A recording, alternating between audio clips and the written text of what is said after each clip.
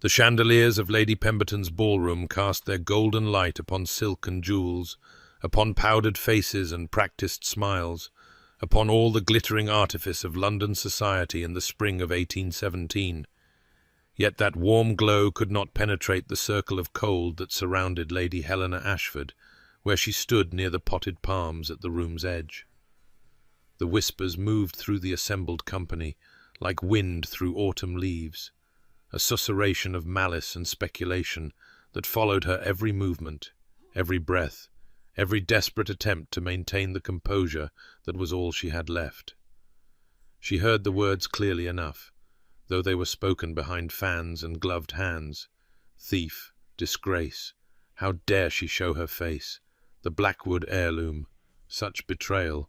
always knew there was something not quite right about her. The words cut deeper than any blade, each one a fresh wound upon her already bleeding reputation, and she held her head high against their assault, her spine straight despite the trembling in her hands, the burning behind her eyes that she could not allow to manifest as tears. Across the ballroom, through the swirling dancers and the clusters of gossips, the Earl of Ravenscroft watched her with eyes like winter frost,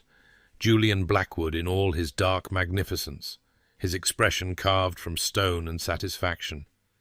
He stood among his own circle of admirers and sycophants, a glass of wine held negligently in one hand, and Helena knew with the certainty of bitter experience that he was the source of the poison that had destroyed her, that he had spent these past months ensuring that every drawing-room in London knew of her alleged theft of his family's priceless emerald necklace, a Renaissance piece that had belonged to the Blackwoods for generations. She had protested her innocence until her voice grew hoarse, had begged him to believe her, to investigate further, to see reason. But he had looked at her with those cold, merciless eyes, and pronounced her guilty, and his word, the word of an earl, a man of unimpeachable reputation and ancient lineage, had been enough to condemn her utterly. Now she existed in this half-world of social death, invited to events only because her own title prevented complete exclusion, yet shunned by all who valued their own reputations, forced to stand alone while others danced and laughed and lived their lives untouched by the scandal that had become her entire existence. She could feel his gaze upon her like a physical weight, could sense his triumph in the set of his shoulders, the slight curve of his mouth that was not quite a smile, and something inside her chest constricted with a pain that went beyond humiliation, beyond anger, into some deeper territory of loss that she had no name for. The music swelled, couples swept past in their elaborate patterns, and Lady Helena Ashford stood isolated in the midst of society's splendour, her dove-grey gown a ghost among the jewel tones, her future reduced to ashes by the vengeance of a man who had once called her friend. But before our lover's fate is revealed, subscribe so you never miss a chapter of romance and scandal. And tell us in the comments, where are you watching from? Now, let's begin. 6 months had passed since that terrible evening at Lady Pemberton's ball, 6 months that had transformed Helena's life from one of modest comfort to genteel poverty, her small inheritance from her parents barely sufficient to maintain the tiny lodgings in an unfashionable quarter of London where she now resided, where the wallpaper peeled at the corners, and the fireplace smoked, and the sounds of the street vendors rose through her single window at all hours. She had dismissed her maid, reduced her wardrobe to the barest essentials, learned to mend her own stockings and press her own gowns, and still the creditors circled like vultures, still the bills accumulated on her writing desk.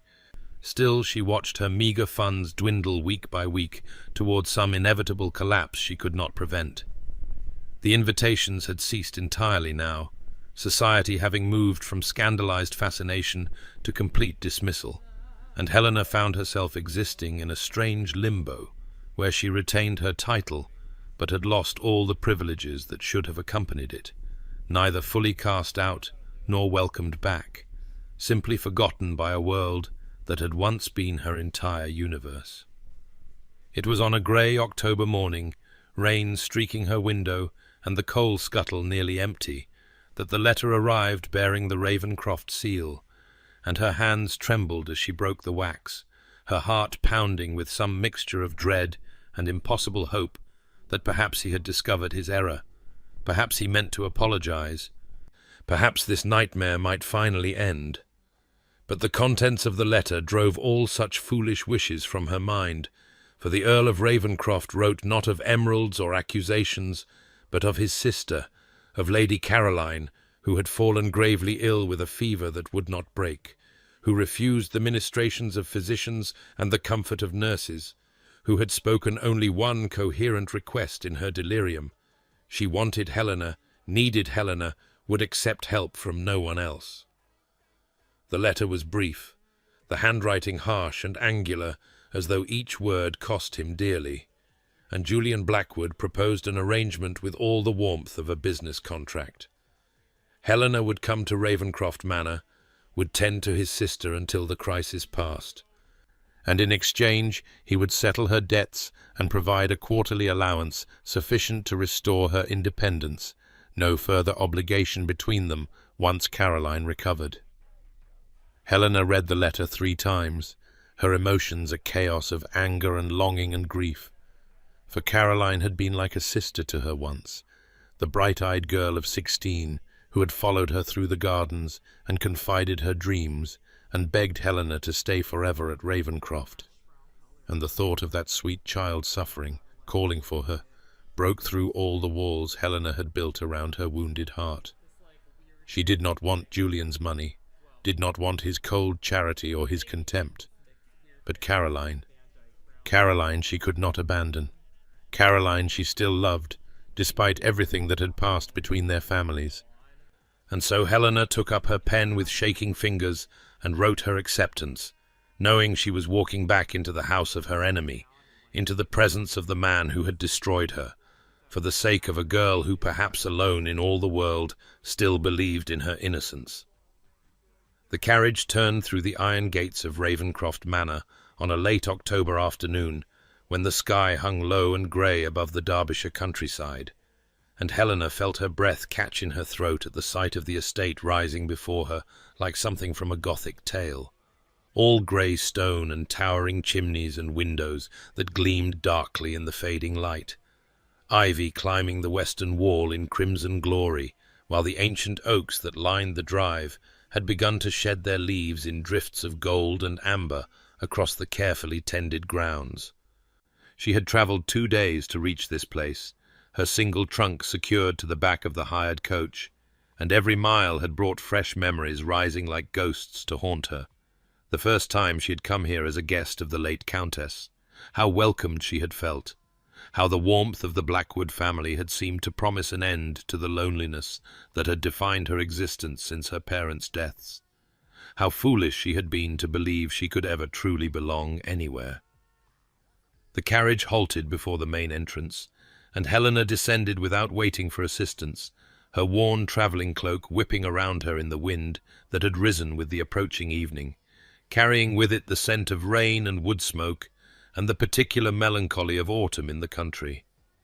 The door opened before she could approach,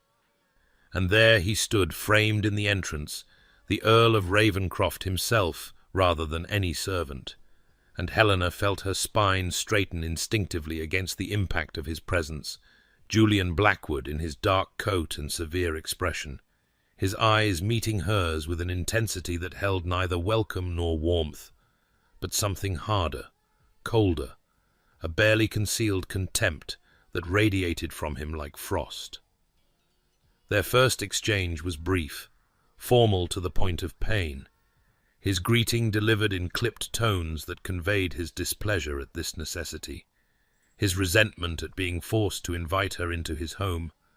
and Helena responded with quiet dignity that cost her more than he could know, her voice steady, despite the trembling in her hands. Her composure maintained through sheer force of will as he informed her that Caroline was asking for her, that the physician had just left, that she would be shown to the rooms prepared for her in the east wing. A housekeeper appeared, Mrs. Davidson, who had once smiled at Helena with genuine affection, but now maintained a careful neutrality, and Helena followed her through the familiar corridors, where portraits of Blackwood ancestors gazed down with painted eyes, through halls she had once traversed with Caroline's laughter ringing in her ears, up the grand staircase with its carved balustrade that she had descended countless times in happier days, until they reached a suite of rooms that had been prepared with adequate comfort, but none of the warmth that had characterized her previous visits. The fires lit, but the flowers absent. The furnishings sufficient but impersonal, and Helena understood that she was here as hired help rather than guest, as a necessary evil rather than a welcomed friend, and the weight of that understanding, of returning to a place where she had once been cherished, only to find herself merely tolerated, pressed upon her chest like a stone until she could barely draw breath. Mrs. Davidson led Helena through the corridor to Caroline's chambers, and with each step Helena's heart beat faster in her chest, a mixture of dread and desperate hope coursing through her veins, for she had not seen the girl in 6 months, had not known whether Caroline believed the terrible things said about her, or whether some thread of their former affection might yet remain. And when the housekeeper pushed open the door to reveal the darkened room with its heavy curtains drawn against the fading daylight, the air thick with the scent of illness and lavender water, Helena saw her and felt her breath catch painfully in her throat. Caroline lay against a mountain of pillows, her face pale as parchment and far too thin, her once lustrous dark hair lank against her shoulders, and she looked so fragile, so diminished from the vibrant girl who had danced through these halls just months ago, that Helena felt tears prick her eyes even as she moved forward on instinct, years of separation and scandal falling away in the face of Caroline's obvious suffering. The girl's eyes fluttered open at the sound of footsteps, unfocused at first from fever, but when her gaze settled on Helena's face, something broke in her expression, and she began to weep,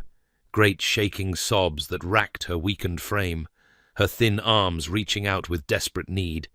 and Helena rushed to the bedside, gathering Caroline against her chest as the girl clutched at her worn travelling dress with trembling fingers and whispered her name over and over like a prayer, like an absolution, like the only word that mattered in all the world. Helena stroked Caroline's hair and murmured soft reassurances, rocking her gently as one might comfort a child, and she did not hear Julian enter the room behind her, did not know he stood in the doorway watching this reunion, with an expression of such conflict that Mrs. Davidson looked away in discomfort, for the Earl's face showed everything he fought to conceal, the shock at his sister's passionate response to the woman he believed had betrayed them, the confusion at witnessing such genuine love between them,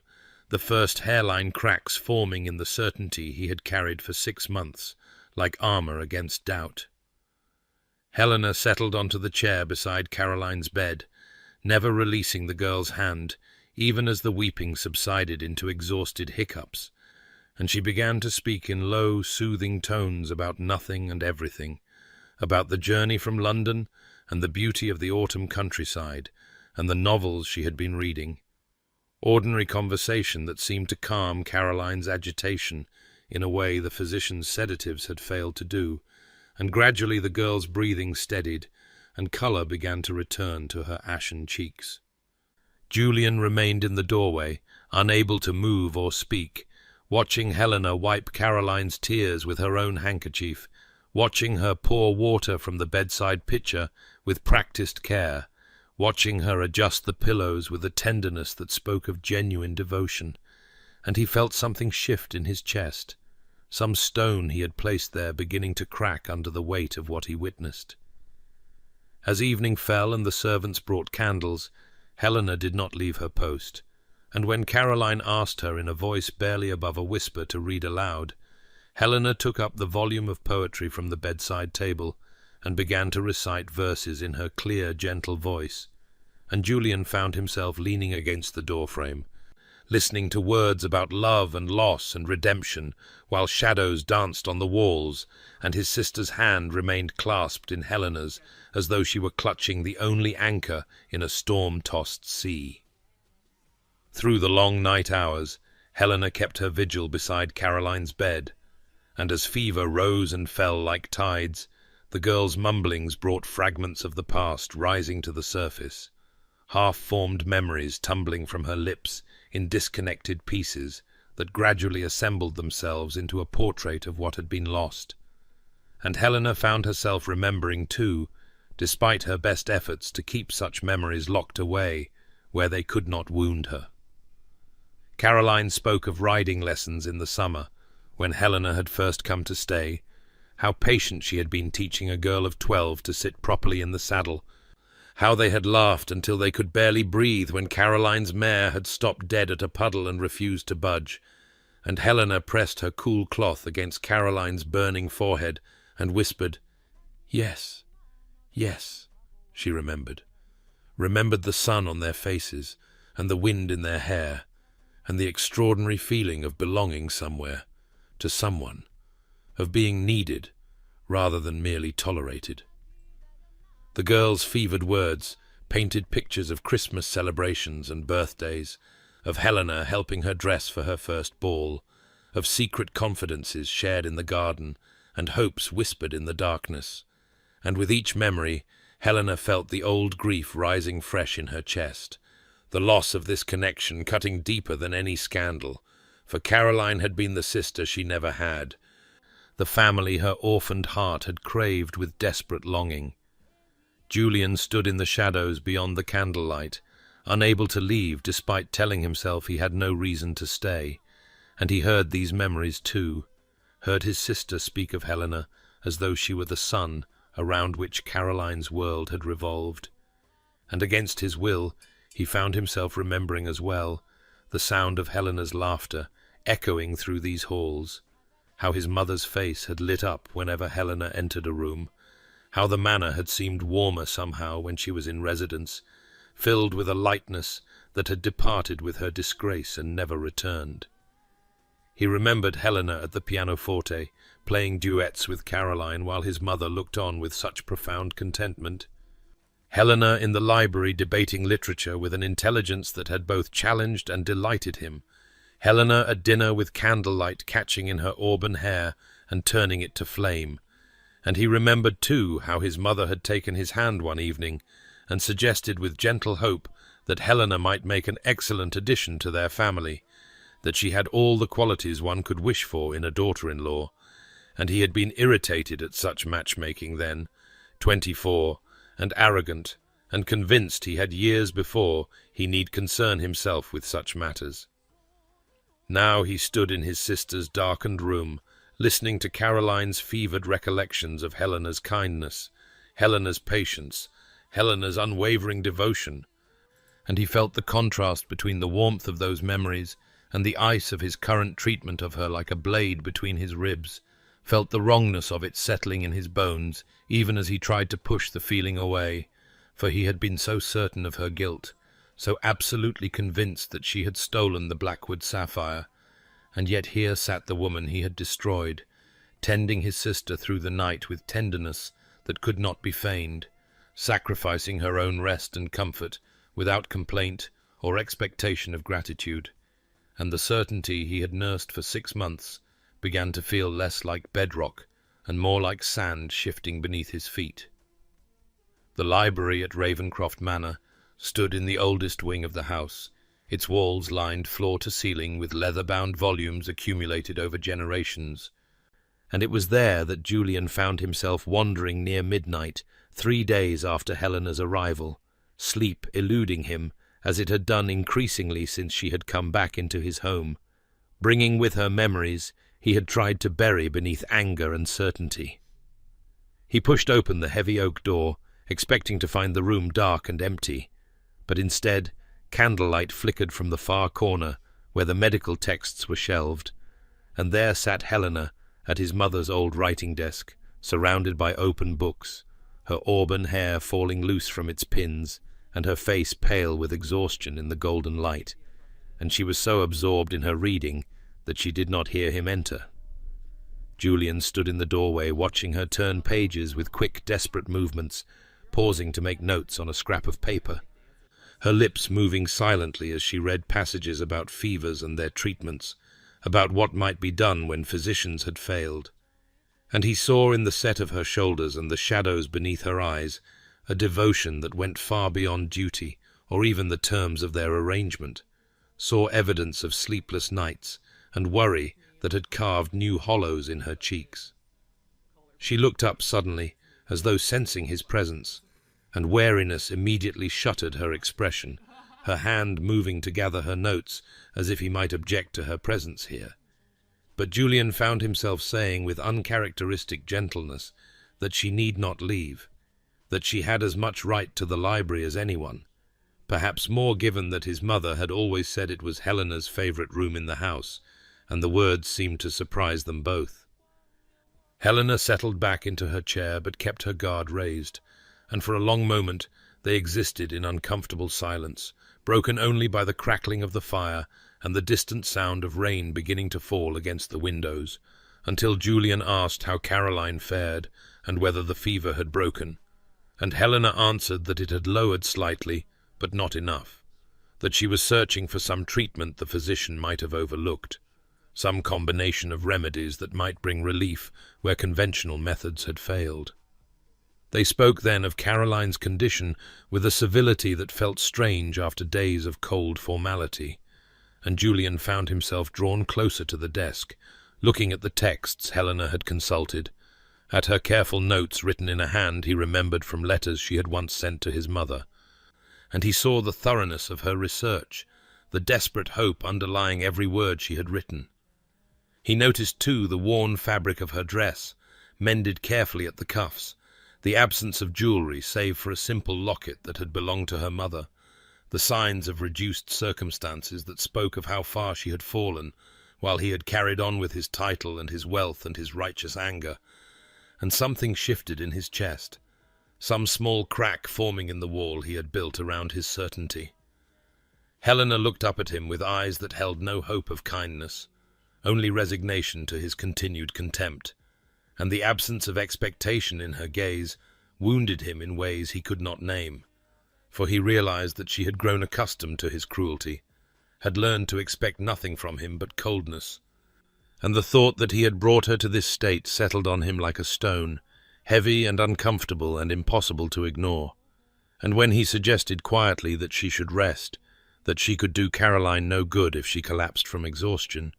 Helena's surprise at this small consideration was so evident that Julian felt shame curl hot in his stomach, felt the first whisper of doubt asking what kind of thief would sacrifice her own health so completely for the sister of the man who had destroyed her. What kind of villain would research treatments with such devotion? What kind of guilty woman would return at all when she had every reason to let them all suffer as she had suffered? And though he said nothing of these thoughts aloud, they planted themselves in his mind like seeds that would grow in darkness, sending roots down through the certainty he had worn like armor for 6 long months. Weeks passed like water flowing over stone, slow and steady and transforming, and Caroline's improvement became the axis around which life at Ravenscroft Manor turned, her fever breaking at last into restful sleep, her appetite returning in small increments, her laughter beginning to echo faintly through the halls that had been so silent with worry and grief. Helena remained at her bedside through it all, coaxing spoonfuls of broth past pale lips, reading aloud until her voice grew hoarse, adjusting pillows and blankets with infinite patience, and Julian found himself watching this devotion with growing unease, for no matter how he tried to reconcile Helena's tireless care with the image of a thief and deceiver, the pieces would not fit together, would not form the picture his anger had painted for 6 long months. He observed how Helena sat with Caroline through the long afternoons when the girl was strong enough to be awake but too weak still for much activity,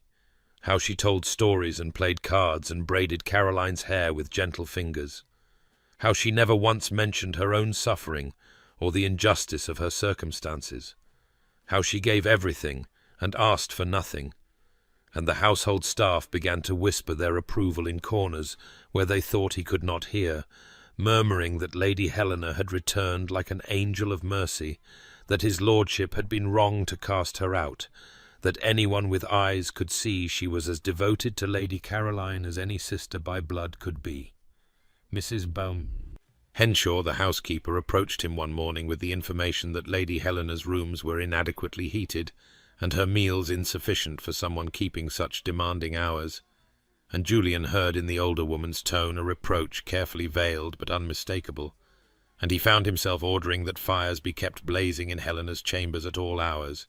that better meals be sent to her on proper china, rather than the simple fare he had initially authorized, that her rooms be supplied with fresh flowers, and the books he remembered she favored. And when Mrs. Henshaw looked at him with something like hope dawning in her weathered face,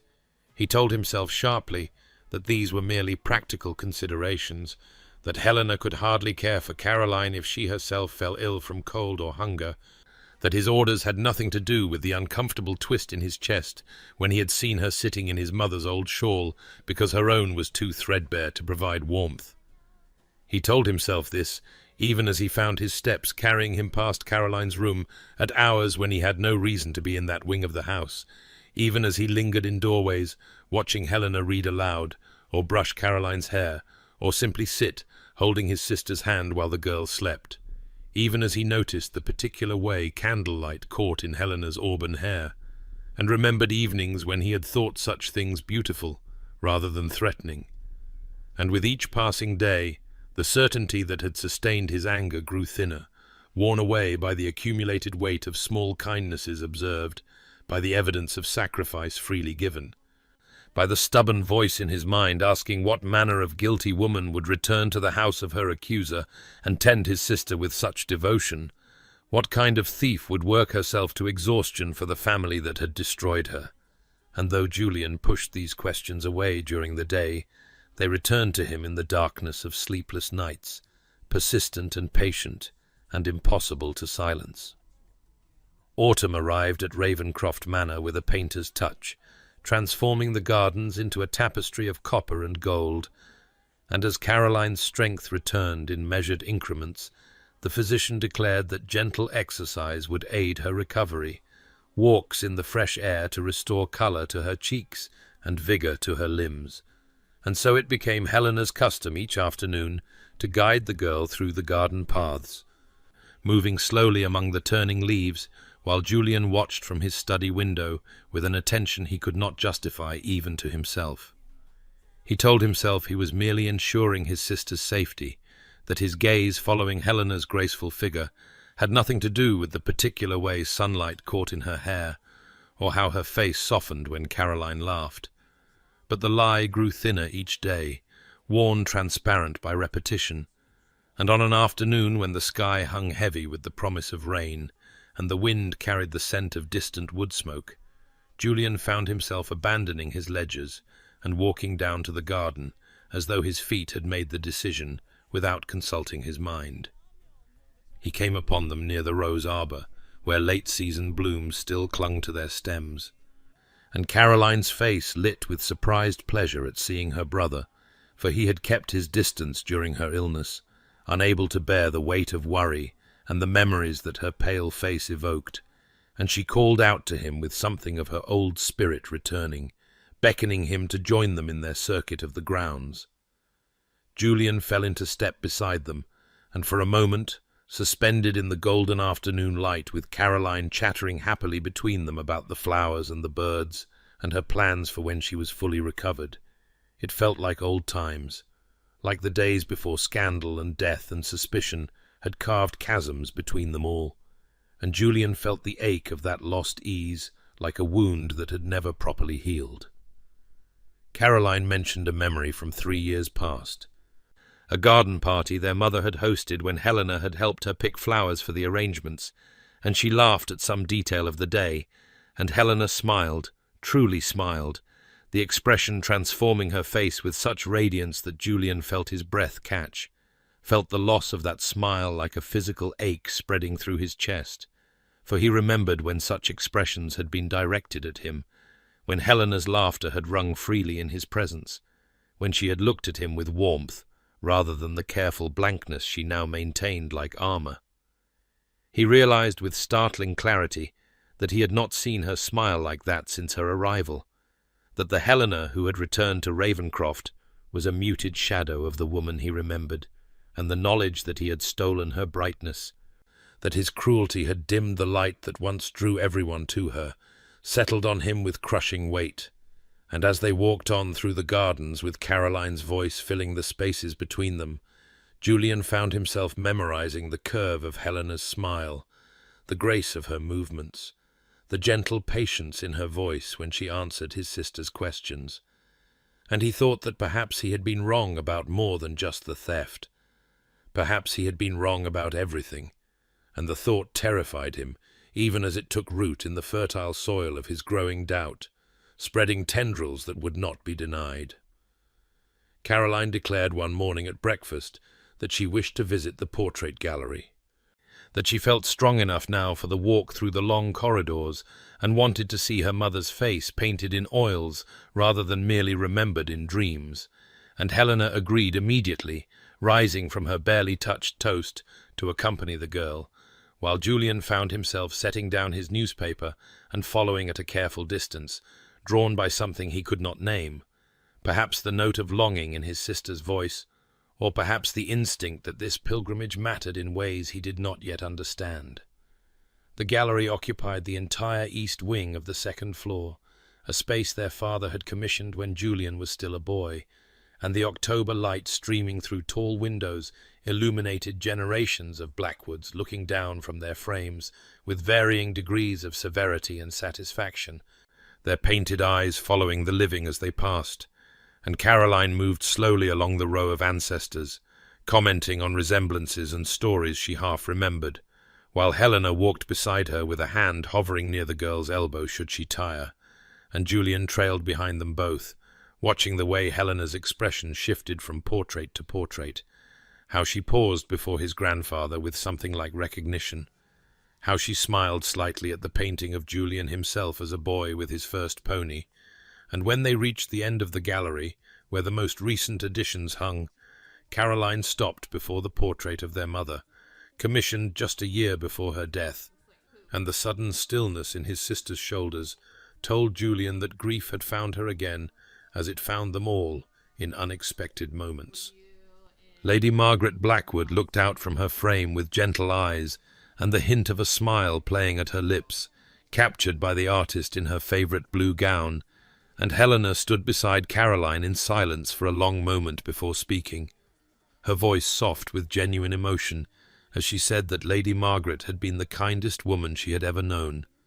that she had made Helena feel welcomed and cherished when the whole world seemed cold after her parents' deaths,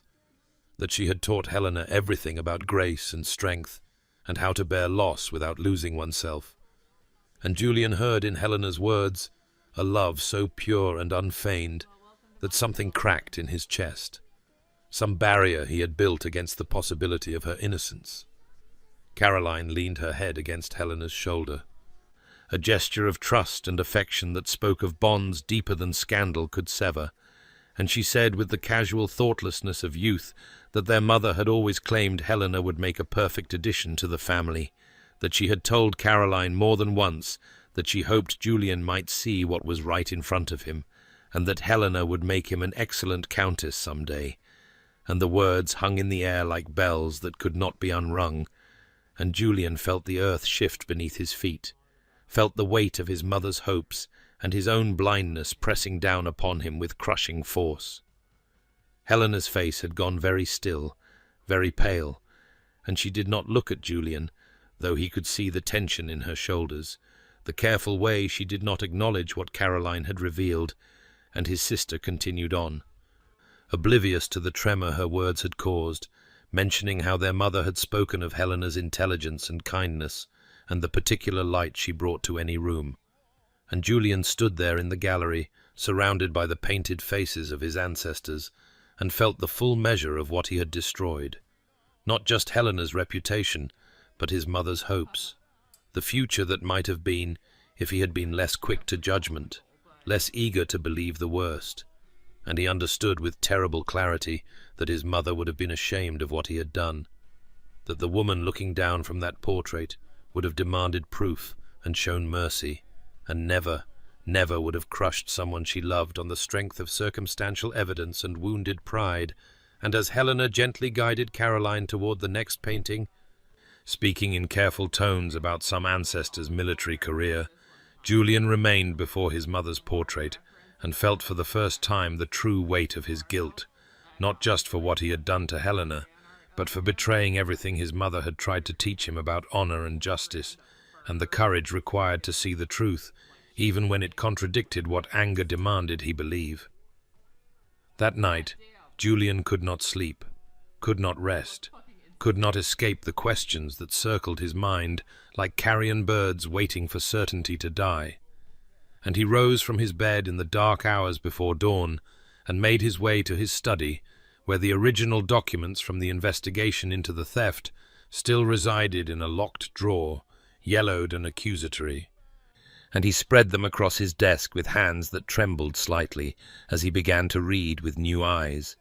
no longer clouded by grief and rage, but sharpened by the terrible possibility that he had been catastrophically wrong.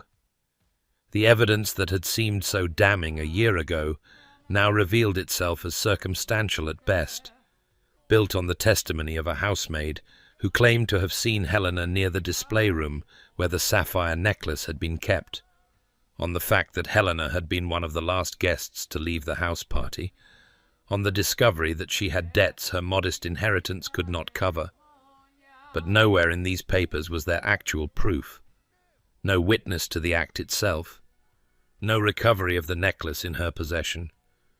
Nothing but suspicion and opportunity, and Julian's own willingness to believe the worst, because it gave shape to his grief over his mother's death and his rage at a world that kept taking things from him.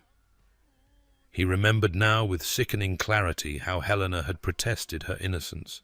how she had stood in this very room with tears streaming down her face and begged him to believe her, and he remembered with equal clarity how he had dismissed her pleas as the lies of a desperate thief, how he had told her that her denials only proved her guilt, how he had demanded she confess, and when she refused he had taken his revenge in whispers and insinuations that spread through London like plague, destroying her with the same thoroughness his mother's death had destroyed his faith in goodness. Julian rose from his desk and began to pace, pulling other memories from the wreckage of that terrible time, and he recalled with growing horror that Helena had never tried to deflect blame onto another person, had never suggested an alternative culprit, despite the fact that doing so might have saved her, and this struck him now as profoundly strange, because a guilty person would have grasped at any straw, would have invented a scapegoat, or pointed to someone else with access. But Helena had simply maintained her innocence while refusing to speculate about who might truly be responsible. And why would she do that, unless she knew the real thief and was protecting them? And if she was protecting someone, then the most likely person for her to shield would be someone she loved, someone whose future she valued more than her own reputation. Someone like Caroline, who had been 16 at the time and already showing signs of the reckless romanticism that had nearly destroyed her this past year. The thought settled into Julian's chest like a stone dropped into deep water, sinking and sinking until it touched bottom, and he sat down heavily in his chair and put his head in his hands. And he thought of how Caroline had fallen ill, not from any physical malady, but from heartbreak over some scoundrel. How she had called for Helena in her delirium. How she had wept with what seemed like guilt as much as joy when Helena arrived. And the pieces began to arrange themselves into a picture Julian did not want to see, but could no longer deny. A picture in which his sister had taken the necklace perhaps to give to some fortune hunter who promised marriage, in which Helena had discovered the theft and chosen to shoulder the blame rather than destroy a girl she loved like a sister, in which Julian himself had played the role of executioner for an innocent woman, while the truly guilty party recovered in comfort under his own roof. And the weight of this possibility, this probability, this near certainty, crushed down upon him with such force that he could scarcely breathe, and he knew with terrible conviction that he needed to discover the truth, even if that truth destroyed him, even if it meant facing the magnitude of his own cruelty, and the irreparable harm he had inflicted on someone who deserved only his protection and his gratitude. And as the first grey light of dawn began to filter through his study windows, Julian made a silent vow to uncover what had really happened that night, to follow every thread no matter where it led, to face whatever truths emerged, even if they proved him to be not the avenging son he had imagined himself, but rather the instrument of injustice, the destroyer of innocence, the villain in a story where he had cast himself as hero. The fever returned 3 nights later without warning, seizing Caroline in the small hours when darkness pressed against the windows, and the house lay silent, save for the ticking of clocks marking time's relentless passage, and Helena woke to the sound of Caroline's maid pounding on her door with panic in her voice, and within moments she was in Caroline's room, where the girl thrashed against her sheets, with skin burning hot to the touch, and words tumbling from her lips in a torrent of delirium, and Helena sent for cold compresses and laudanum, and Julian, who arrived in his shirt-sleeves with hair dishevelled and fear stark in his eyes, and together they worked through those dark hours to bring the fever down, to keep Caroline from harming herself in her agitation, to whisper reassurances that could not penetrate the veil of sickness that had descended over her mind. Julian held his sister's shoulders, while Helena pressed cool cloths to her forehead and throat, while the physician was summoned from the village, and the household stirred with worried whispers, and Caroline's fever-bright eyes stared at nothing, as words spilled from her without coherence or restraint, fragments of memory and guilt surfacing from whatever depths fever had unlocked. And at first her mumblings made no sense, disjointed phrases about promises and pretty words, and how she had been such a fool. But then, through the confusion came words that made Julian go absolutely still, made his hands tighten on his sister's shoulders, as Caroline cried out that she was sorry, so sorry for taking the necklace, that she had only meant to give it to him because he said they would marry, that he had promised her everything if she could bring him something of value. And Helena tried to quiet the girl, tried to soothe her back toward sleep, but Caroline would not be silenced, and she wept with the abandon of fever and regret as she said that Helena had found her in the display room with the sapphire necklace in her hands, that Helena had understood immediately what Caroline had done and why, and the girl's voice broke as she remembered how Helena had taken the necklace from her trembling fingers and told her to go back to bed, to forget this ever happened, that everything would be all right. Julian's face had gone white as marble in the lamplight, and he looked across Caroline's restless form to where Helena knelt on the opposite side of the bed, and their eyes met over the sister who lay between them, confessing sins neither of them had wanted confirmed. And Caroline continued in her delirium to speak of how she had hidden in her room the next morning when the theft was discovered, how she had listened to the accusations against Helena with mounting horror, how Helena had come to her privately afterward and made her swear never to speak of what had really happened, to let the world believe whatever it would believe, but to protect herself and her future. And the girl sobbed that she had been too young and too frightened and too grateful to refuse, that she had let Helena sacrifice everything while she remained safe and quiet and ashamed,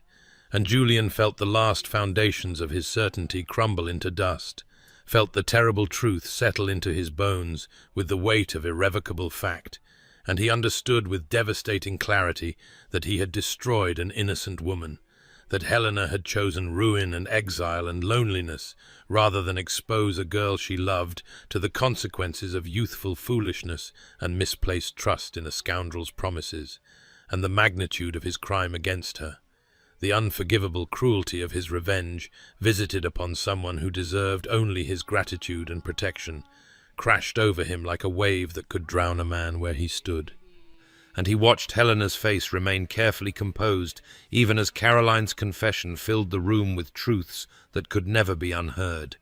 And he saw in her eyes not triumph at vindication, but only deep weariness and resignation, as though she had always known this moment would come eventually, and had long since stopped hoping it might change anything that mattered. The physician arrived near dawn, and administered laudanum, that finally brought Caroline into a deep and peaceful sleep, her breathing steady and her fever broken at last, and he assured them that the crisis had passed and she would wake restored. And then he departed with instructions for her continued care, leaving Julian and Helena alone in the dim corridor outside Caroline's room, where the first pale light of morning filtered through tall windows and cast long shadows across the Persian carpet. And for a long moment neither of them spoke, the silence heavy with revelations that could not be ignored or dismissed. And finally Julian turned to Helena with a face ravaged by sleeplessness and the terrible weight of understanding, and said in a voice rough with emotion that they needed to speak, that he required the truth from her own lips, though he already knew what that truth must be.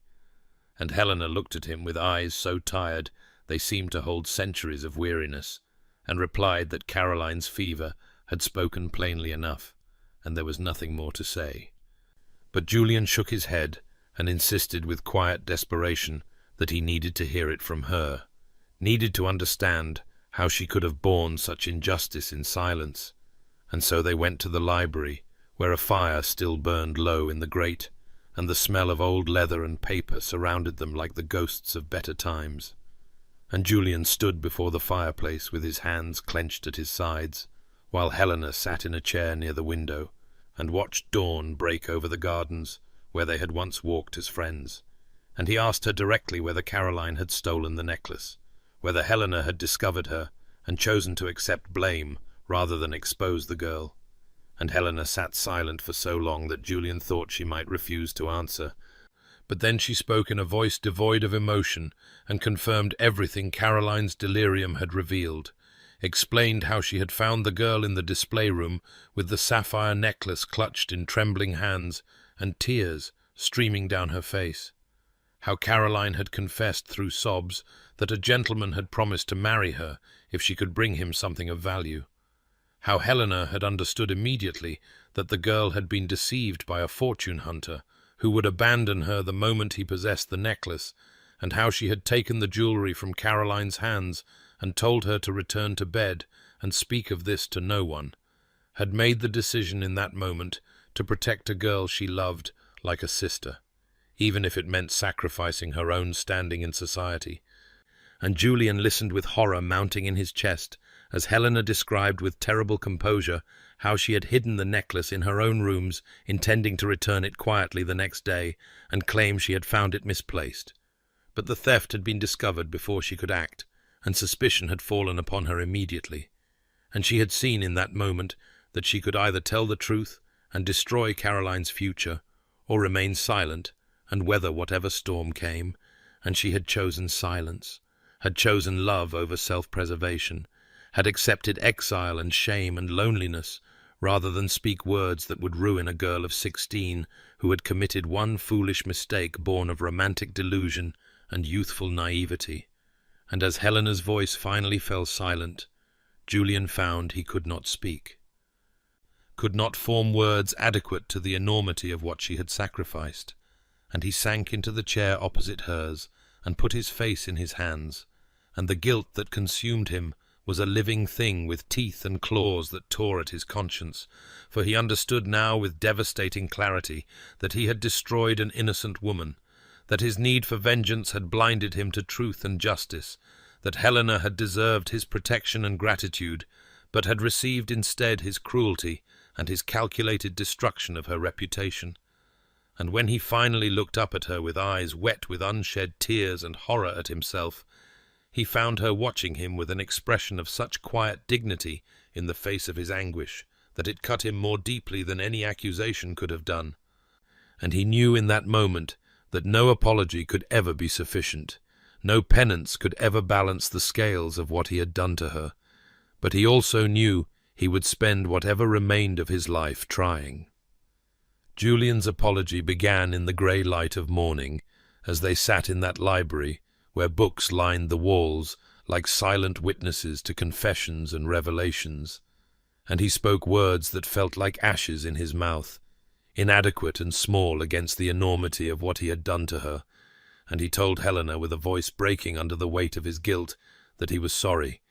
that those words held no power to undo the damage he had inflicted upon her life and her name and her peace, but that he spoke them nonetheless because they were all he had to offer in that moment. And he watched her face remain eerily still as he catalogued his crimes against her, how he had spread the scandal with calculated precision through London's drawing rooms, how he had ensured that every hostess knew of her supposed theft,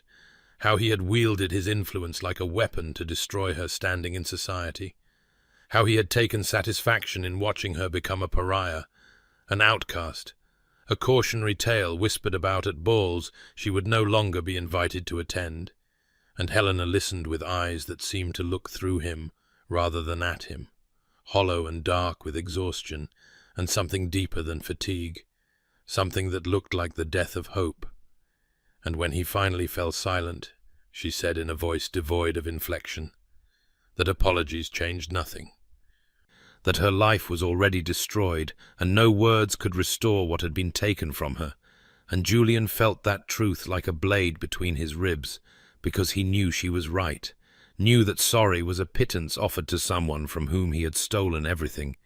But still he pressed forward with desperate need, and begged for the chance to make amends, to spend whatever time remained to him trying to repair even a fraction of the devastation he had wrought. And Helena regarded him for a long moment before speaking again, and what she said surprised him, because she asked not for restitution or revenge, but only that he keep the truth from Caroline, that he allow his sister to believe the story they would construct about new evidence exonerating Helena, about some other culprit discovered, and the whole matter resolved without Caroline's name ever being mentioned. And she explained with quiet insistence that Caroline must never know she had confessed during her fever,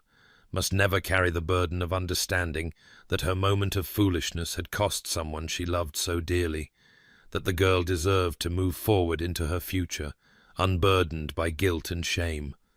And Julian understood in that request the depth of Helena's love for his sister, understood that even now, even after everything, she thought first of protecting Caroline, rather than claiming vindication or demanding that the truth be known,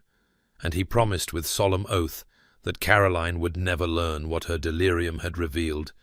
that they would craft whatever fiction was necessary to preserve her innocence and her peace of mind. And Helena nodded once in acknowledgment before rising from her chair and moving toward the door as though the conversation was finished, as though his apologies and promises were simply matters to be noted and filed away and forgotten. And Julian called after her that he would find a way to restore her reputation, that he would devote himself to repairing what he had broken. But she paused only briefly in the doorway and said without turning back that some things once shattered could never be made whole again, that he should not trouble himself with impossible tasks. And then she was gone, leaving him alone in the library with the morning light growing stronger through the windows, and the terrible understanding that her forgiveness, if it ever came, would be neither quick nor easy, and that he deserved nothing less than the long and painful road ahead. Julian departed for London within 3 days of their conversation in the library, leaving Helena at Ravenscroft Manor with Caroline, who had indeed recovered beautifully, and believed the carefully constructed fiction that new evidence had come to light, exonerating Helena completely. And while his sister chattered happily about Helena's restored innocence and how wonderful it was that the truth had finally emerged, Julian travelled to town with a determination forged in the fire of his guilt, and set about the methodical work of undoing the damage he had so deliberately inflicted upon Helena's name. And he began by calling upon Lord Ashworth, one of society's most influential gossips, and telling him in confidence a story he had rehearsed until it sounded entirely plausible about how his investigators had finally discovered the true culprit, a dismissed servant named Thomas Wardley, who had fled to America with several stolen items, including the sapphire necklace, and who had cleverly arranged for suspicion to fall upon Lady Helena through planted evidence and manipulated circumstances. And Lord Ashworth had listened with wide eyes, and declared it a terrible miscarriage of justice, and promised to spread the truth immediately, which Julian knew he would do with the same enthusiasm he had once spread the lies. And from there Julian moved through London's drawing rooms like a man possessed, attending gatherings he would normally have avoided, seeking out the very people who had whispered about Helena's disgrace. And at each gathering he told his story with just the right mixture of outrage at the deception and remorse for having believed it. And he watched as the narrative shifted before his eyes, as the same people who had condemned Helena now expressed sympathy for her ordeal and satisfaction that the real thief had been identified. Though Julian noticed with bitter irony how easily they forgave themselves for their prior judgment, how quickly they embraced this new version of events without acknowledging their own role in her suffering, and he attended the opera and made certain to mention within hearing of the Duchess of Marlborough that he hoped Lady Helena would return to society soon, now that her name was cleared. And he wrote letters to every hostess of note explaining the situation and expressing his family's deepest regrets that an innocent woman had suffered due to the actions of a criminal servant, and he used every ounce of his considerable influence to shift the tide of opinion, calling in favours and applying pressure where necessary. And slowly, methodically, he rebuilt what he had destroyed, though he knew even as he did so that Helena was right, that some damage went too deep for society's fickleness to truly heal, that she would forever carry the scars of what had been done to her, regardless of how many people now claimed to have never really believed the accusations. And when he returned to Ravenscroft Manor 6 weeks later, having done everything within his power to restore her standing, he found Helena in the music room playing the pianoforte for Caroline, and she looked up as he entered and regarded him with those same hollow eyes that showed neither gratitude nor hope. And he understood in that moment that all his efforts in London, all his careful manipulation of society's opinion, had been for his own conscience rather than for her benefit, because Helena had already accepted that her old life was gone, and no amount of strategic gossip could return to her what she had lost, which was not merely her reputation, but her faith in the world and the people who inhabited it. And Julian felt the weight of that understanding settle upon him like a shroud as he stood in the doorway and watched her return her attention to the music, her fingers moving across the keys with mechanical precision, playing notes that held no joy because he had stolen that from her too. Spring arrived at Ravenscroft Manor with a tentative warmth that seemed to mirror the fragile peace settling over its inhabitants, and as Caroline bloomed with renewed health and the gardens burst into colour after the long winter, Helena began making quiet preparations to depart, packing her few belongings and making arrangements for modest lodgings in Bath, where she might live on the small income Julian's campaign had secured for her through carefully orchestrated settlements that appeared to be restitution from the fictitious servant's family. And she told herself it was time to leave this place where she had experienced both profound happiness and devastating loss. Time to build whatever life remained to her away from memories that cut like glass. But Caroline discovered her packing one afternoon and burst into tears, begging Helena not to leave, saying she could not bear to lose her again when they had only just been reunited, and the girl clutched at Helena's hands with desperate affection and pleaded that Ravenscroft Manor was her home, that she belonged here with them. And Helena tried gently to explain that she had imposed upon their hospitality long enough, that it was improper for her to remain now that Caroline was well. But Caroline would not be consoled and ran to find Julian, and he came to Helena's rooms that evening and stood in the doorway with an expression she could not quite read, and said in a voice carefully stripped of demand that he would be grateful if she would consider staying,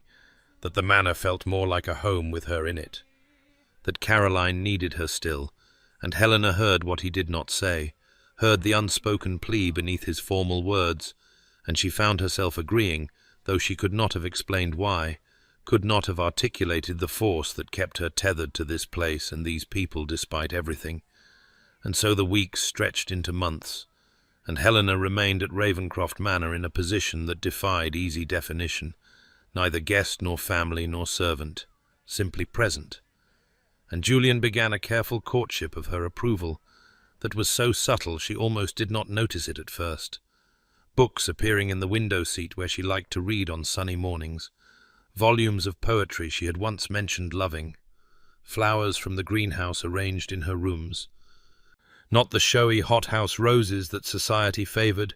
but the simpler blooms she preferred, daffodils and jasmine and sweet peas. And he sought her out for conversations that had nothing to do with Caroline or household matters, asking her opinion on estate business, on whether the tenant cottages needed repair, on what crops might be planted in the south fields, treating her thoughts as valuable rather than dismissible. And he listened when she spoke, truly listened with his full attention rather than the polite pretense of interest. And Helena recognized these gestures for what they were. Small offerings laid at her feet like tributes, attempts to prove through accumulated kindnesses that he was not the man who had destroyed her, and she accepted them with cautious acknowledgment. Unwilling to trust, but unable to entirely dismiss the effort, and she felt her heart begin to thaw, despite her desperate attempts to keep it frozen in protective ice, felt dangerous warmth creeping through the numbness she had cultivated, and she told herself she was a fool to soften toward him, that his guilt-driven kindness changed nothing about what he had done. But still she found herself looking for him when she entered a room, found herself listening for his footsteps in the hall, found herself noticing the way lamplight caught in his dark hair and the shadows beneath his eyes that spoke of his own sleepless nights, and she guarded her heart with fierce determination, even as she felt its walls beginning to crack. The winter storm arrived without warning on a December afternoon when the sky had been deceptively clear, and within hours Ravencroft Manor was engulfed in a howling tempest that rattled the ancient windows and piled snow against the doors until the household was entirely cut off from the outside world,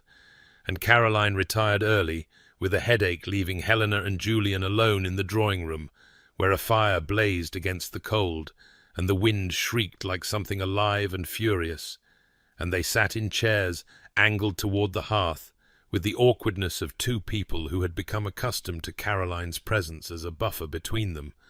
and the silence stretched until Julian spoke suddenly about his mother, how she had died in a room upstairs during just such a storm,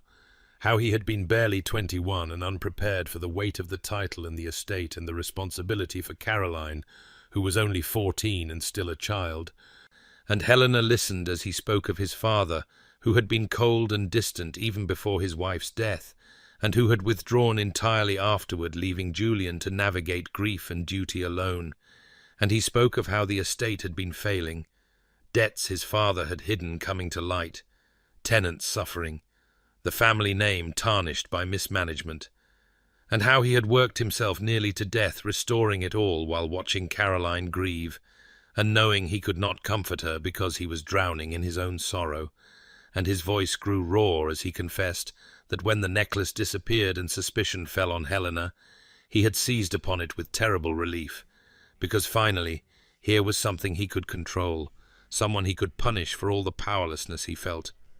And destroying her reputation had been the only time since his mother's death that he had felt capable of affecting the world around him rather than being crushed beneath its weight.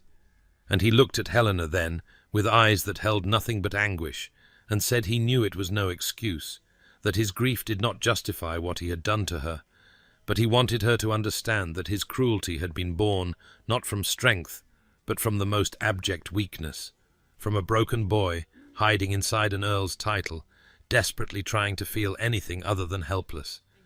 And Helena felt something shift inside her chest as she watched this proud man strip himself bare before her,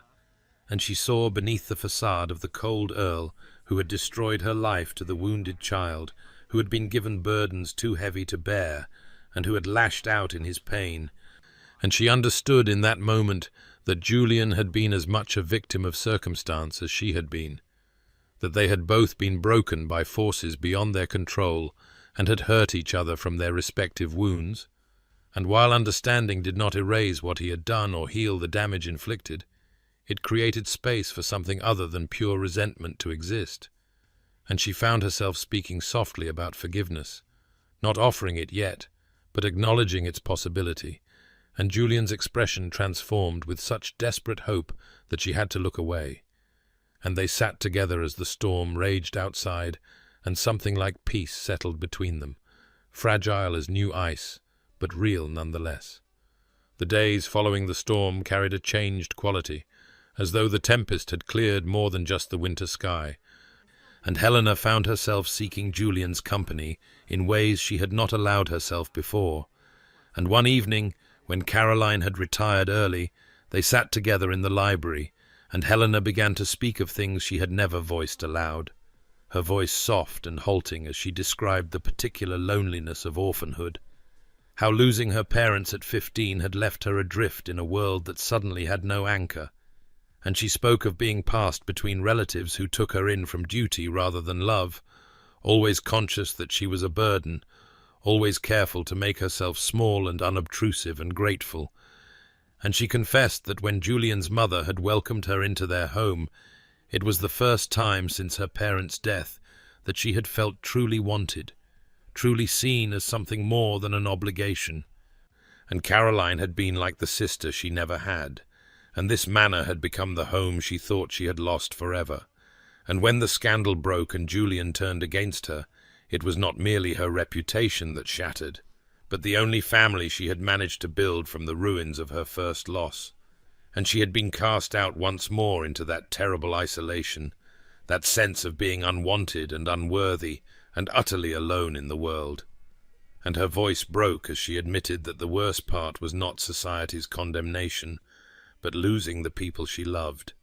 being excised from the only place she had belonged. And Julian listened with an expression of such profound anguish that she nearly stopped speaking. But something in his attention, in the way he leaned toward her as though her words were precious, encouraged her to continue. And she told him about the months after her exile, living in a dingy boarding house where the landlady looked at her with suspicion, and the other residents whispered, about the suffocating shame that followed her everywhere, about lying awake at night wondering if she should have let Caroline face the consequences instead, wondering if her sacrifice had been foolish rather than noble. And Julian reached across the space between them and took her hand, his fingers warm and solid around hers, and he said with fierce conviction that her sacrifice had been the bravest thing he had ever witnessed, that she had saved Caroline's entire future at the cost of her own, and that he would spend the rest of his life trying to be worthy of such selflessness, even though he knew he never could be. And Helena felt tears slip down her cheeks, the first she had allowed herself to shed in his presence, and Julian's thumb brushed them away with infinite gentleness, and she did not pull back from his touch, and they sat there with their hands joined while the fire burned low and the house settled into night around them. And Helena felt the tight knot of pain in her chest begin to loosen, felt the walls she had built around her heart develop new cracks. And when Julian finally walked her to her chambers, he lingered at her door and touched her cheek with reverent fingers, and she leaned into his palm for just a moment before stepping back, and the look that passed between them held recognition of something fragile and new, taking root, a tentative friendship being rebuilt on foundations of honesty and shared wounds. And Helena went to bed that night feeling something she had thought lost forever, feeling that perhaps she was not quite so alone in the world after all. Spring arrived at Ravencroft Manor with an almost defiant beauty, as though nature itself sought to contradict the long, dark winter that had preceded it, and the gardens exploded into bloom with daffodils carpeting the lawns and cherry blossoms drifting like snow through air that smelled of earth and renewal. And Julian watched Helena walk among the flowers one morning, and felt his heart constrict with the terrible recognition of what had been growing inside him all these months, the realization crashing over him with the force of revelation that what he felt was no longer merely remorse or even friendship, but something far more consuming and dangerous. And he understood with crystalline clarity that he loved her, had perhaps always loved her, even when he thought he hated her, and the knowledge terrified him because he had no right to such feelings, no claim to her heart after what he had done. Yet the emotion persisted with relentless intensity, refusing to be denied or diminished, and he spent sleepless nights wrestling with whether to speak or remain silent, whether confession would be selfish or necessary, until one evening when they sat together in the drawing room, and Caroline had gone to bed early, and the words simply escaped him unbidden, and he knelt before Helena's chair like a supplicant, and took her hands in his trembling ones, and told her that he loved her, that she had become the very centre of his world, that every kindness she showed Caroline and every moment of grace she extended to him, despite his unworthiness, made him love her more desperately, and he asked her to marry him, not because it would restore her reputation fully, or because duty demanded it, but because he wanted to spend every remaining day of his life trying to deserve her, trying to build something beautiful from the ashes of what he had destroyed, and he promised her everything he had and everything he was, his title and his fortune and his devotion, offering it all with shaking hands and a voice raw with emotion. And Helena stared at him with wide eyes that held shock and fear and something that might have been longing. And she pulled her hands from his and stood and moved away from him, and when she finally spoke her voice was barely a whisper as she said she could not, that she was terrified to trust him with her heart when he had already shattered it once, that she did not know if she could survive being broken again,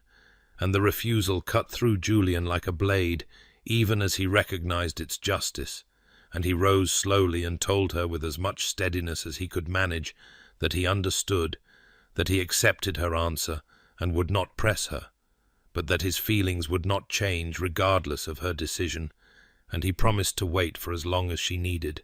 to prove himself worthy, even if she never felt able to accept him, to love her without expectation of reciprocation, because she deserved to be loved exactly that way, freely and without condition. And he saw tears slip down her cheeks, and wanted desperately to comfort her, but knew he had lost that right.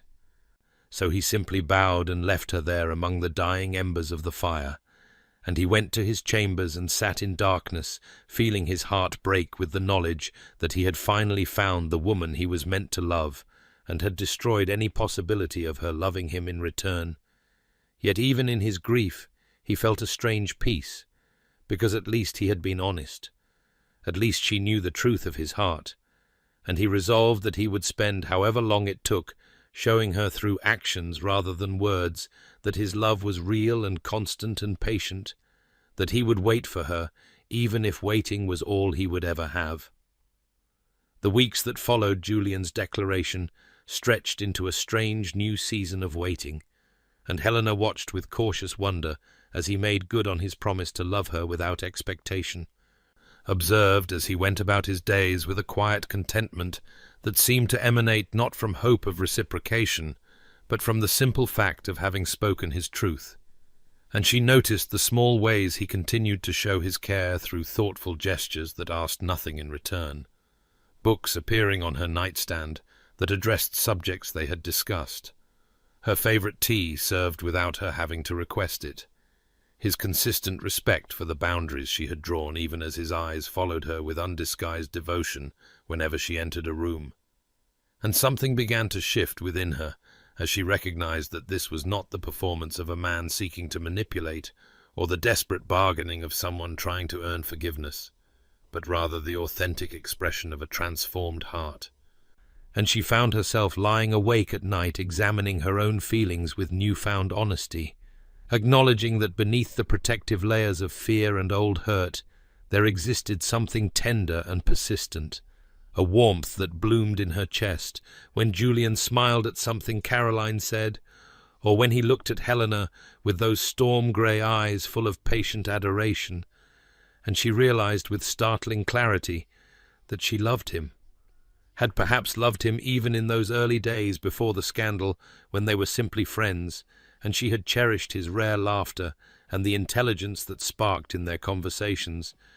and the recognition terrified her, until one morning in late spring, when she walked in the garden, where daffodils had given way to roses, and she stood among the blooms, remembering how they had walked here as friends, and later as wary allies, and finally as two wounded souls, learning to trust again. And she understood that she had already survived the worst that could happen between them,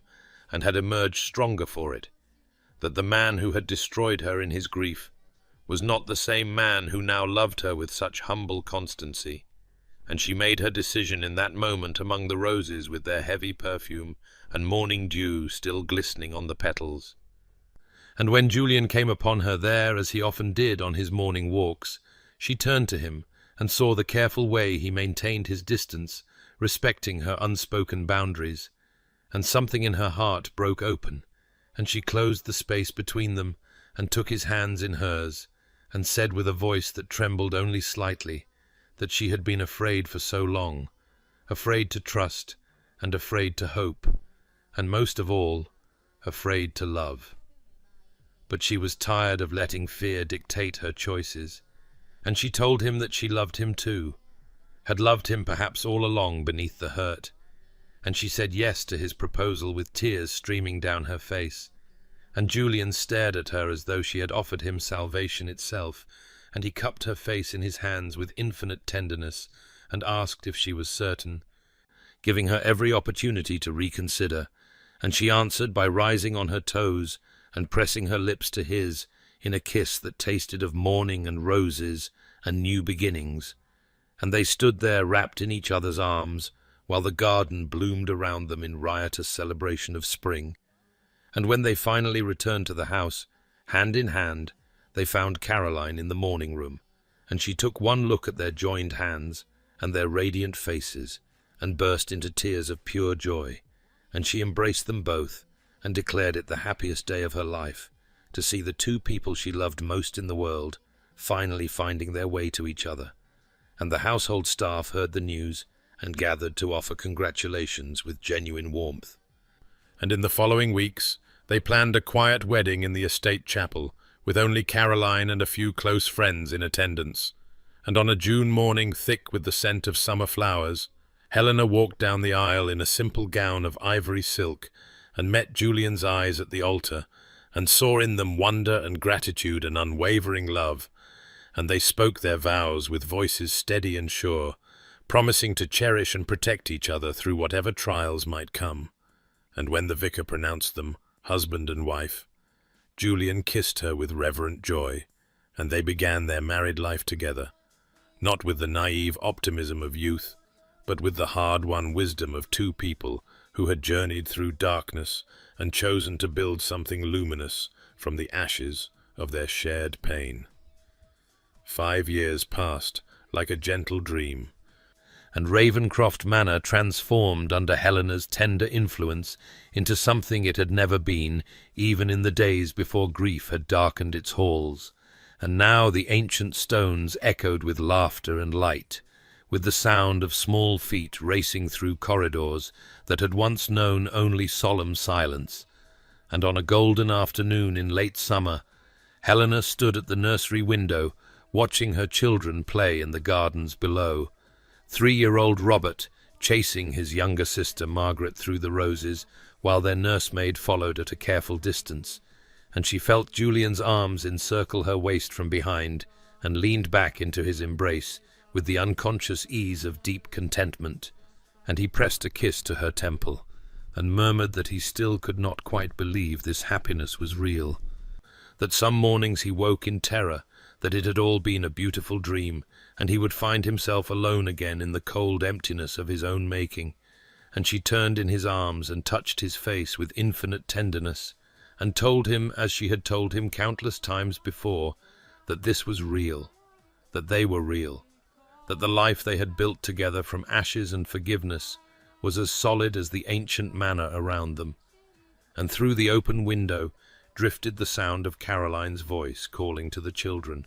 for she lived with them still, now 23, and engaged to a gentle country vicar who loved her for her kindness rather than her fortune. And Helena had become not just sister to her, but saviour and friend, the keeper of secrets that would remain forever unspoken. And Helena's reputation had been gradually restored through Julian's tireless efforts and her own quiet dignity, through the charity work she had undertaken, helping other women who had suffered scandal and loss, offering them shelter and support, and the wisdom of one who had walked through fire and emerged refined rather than destroyed. And society had eventually embraced her again, though she cared little for their approval now. having learned that true worth was measured not in ballroom invitations, but in the love of those who knew her fully and cherished her anyway. And Julian watched his wife move through their life together with endless wonder and gratitude, knowing with crystalline clarity how close he had come to destroying the very happiness he now held. And late at night, when the house was quiet and they lay together in the darkness, he would sometimes confess his lingering guilt, and she would silence him with kisses and remind him that they had both been transformed by their journey,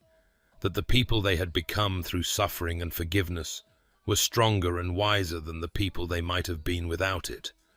and they had built something rare and precious from the ruins of his cruelty and her sacrifice, a love that was tested and true and tempered by fire. Dear listener, perhaps you have heard in this tale an echo of your own struggles, your own mistakes, or the wounds others have inflicted upon you. And if so, know that transformation is always possible, even from the darkest places, that patience and genuine remorse can bridge chasms that seem impossibly wide, and that healing comes not in grand gestures, but in the accumulation of small daily choices to be better, to love more authentically, to extend grace even when it feels undeserved. We are all of us capable of terrible wrongs when we act from pain and fear, and we are all of us capable of extraordinary courage when we choose vulnerability over pride, truth over comfort, forgiveness over the bitter satisfaction of holding grudges that poison only ourselves. Judge slowly, for you cannot know what burdens another carries, or what hidden sacrifices they have made for love. Look beneath surfaces, for the deepest waters run quiet, and the most profound transformations happen in silence. Believe in redemption, for even the worst mistakes can become the foundation of wisdom if we have the courage to face what we have done and spend our lives making amends. May you find the strength to forgive those who have wounded you, and may you extend to yourself the same grace when you inevitably fall short of who you wish to be. May your nights be peaceful, and your days be filled with the kind of love that grows deeper with time, the love that is earned and chosen and renewed each morning with intention and devotion. May you rest well, dear listener, and may your own story find its way toward healing and light. This has been a Regency Reverie production, and if this tale has moved you, please subscribe to our channel and share these stories with others who might find comfort in knowing that even the most broken things can be made beautiful again.